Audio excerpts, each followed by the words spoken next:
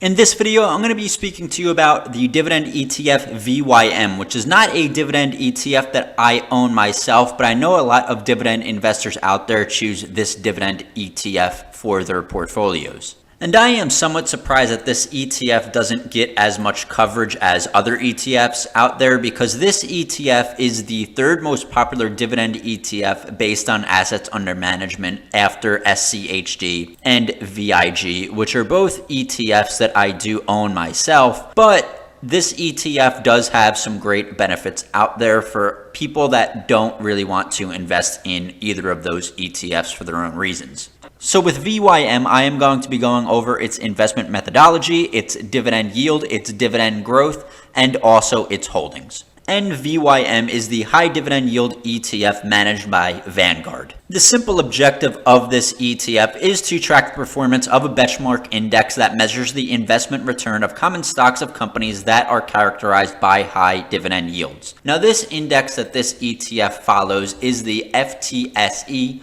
High Yield Dividend Index. And this index is relatively simple. It includes stocks with the highest dividend yields and excludes REITs, which generally do not benefit from currently favorable tax rates on qualified dividends. So it has that added tax advantage benefit there. And then also uses buffer zones during annual rebalancing to reduce portfolio turnover. Simply put, this ETF invests in high-yielding dividend stocks, which excludes things like REITs and other tax-disadvantaged companies. And this ETF has a relatively low expense ratio, coming out at 0.06%, so it is right in line with those other popular dividend ETFs like VIG and like SCHD. And this ETF is decently diversified, with a total number of companies coming in at 537, so even more diversified than even the S&P 500 itself, which is great for diversification. And this ETF is also balanced with company size, so the market capitalization isn't only large cap with these companies. You're going to see things like medium/large, medium and medium small, and also small.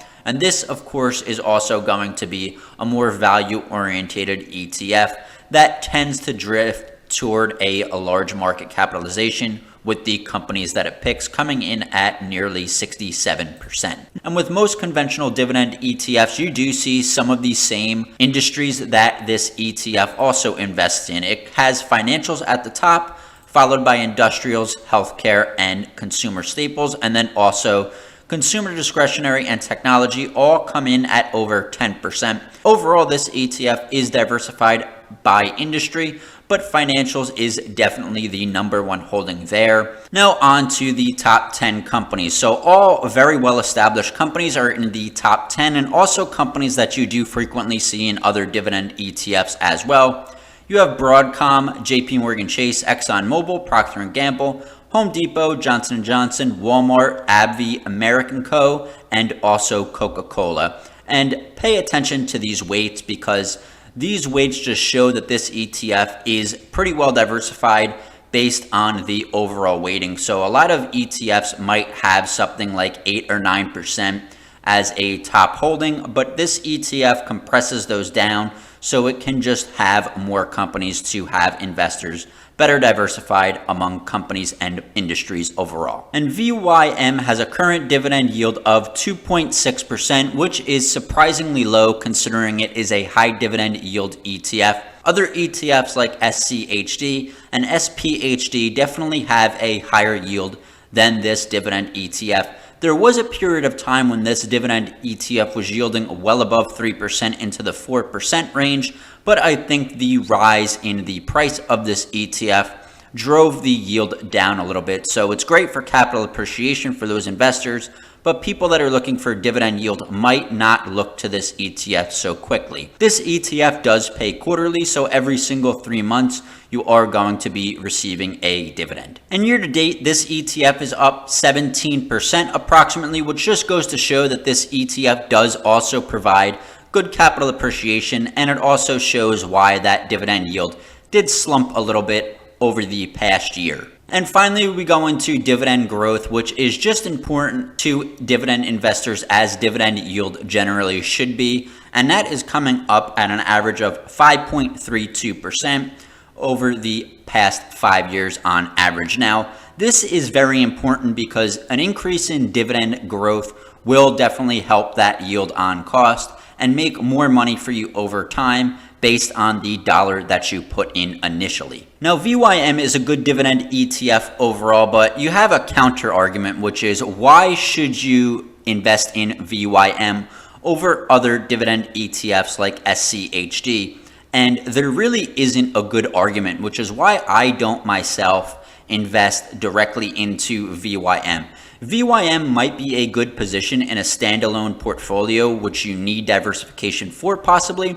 But overall, when it comes to the dividend yield and also dividend growth, SCHD beats it out pretty handedly overall. So up on the screen right now is the dividend history for SCHD, and you see that it provides a current yield of 3.41% and a 5-year growth rate of 12%, which beats out VYM in both metrics by a decent margin overall. So I definitely understand why a lot of people, myself included, pick SCHD over VYM.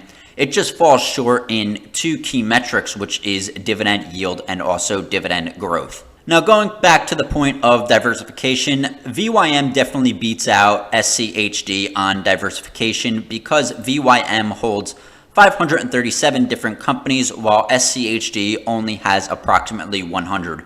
So again, if you're really looking for diversification, you might want to pick SCHD over VYM if you don't hold other ETFs. Now, I do hold several other ETFs like JEPI, like VIG, and like QQQ, so I do already have plenty diversification overall.